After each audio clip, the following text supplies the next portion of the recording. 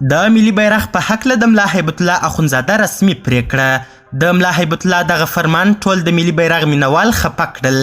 دا چې ملا هیبت الله د ملي بیرغ په اړه کوم امر صادر کړی او د بیرغ په اړه اخري پریکړه څه ده، بشپړ حال را سره همدغه روانه ویډیو کې کتلی سئ. سلامونه قدرمنو لیدونکو، زموږ مشال پریس یوټیوب چینل ته ښه راغلاست. ملا هیبت الله د ملي بیرغ د ورکولو لپاره ځانګړي اوامر ورکړي.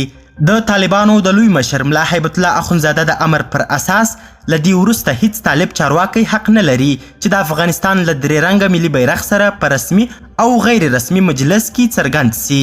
د دې امر پر اساس په ټولو دولتي بنسټونو او بهرنیو سفارتونو کې سپین بیرغ ځړول کیږي. ملا هیبت الله اخند په یو بل امر کې د افغانستان د ملي ټلویزیون د ټولنیزو رسنیو له لوګوګانو څخه هم د ملي بیرغ د رنګونو د پاکولو امر کړی. د ملا هیبت الله د موجودیت یا مرګ او ژوند په اړه ګڼ خلک شک لري.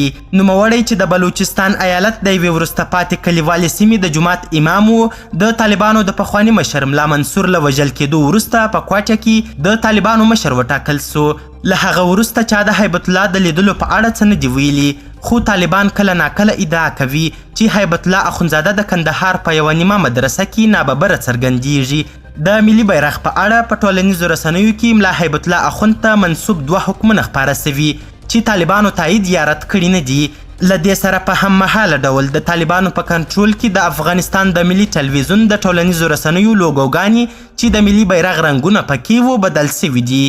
سلګونه افغان فعالانو د دې کار په غبرګون کې د ملي ټلویزیون له ټولنیزو رسنیو سره د مقاطعې کمپاین پیل کړی دی چې په لږ وخت کې ډیر بدرګه سوی او د ملي ټلویزیون د ټولنیزو رسنیو تعقیبونکي ورسره ډیر کم سوي دي. د افغانستان له ملي بیرغ سره هغه مهال حساسیتونه ډیر سول چې دا بیرغ د کوزي پښتونخوا ملتپالو ډلو د پوځ د نارواو پر ضد په خپلو مظاهرو کې دا بیرغ ورپاوه.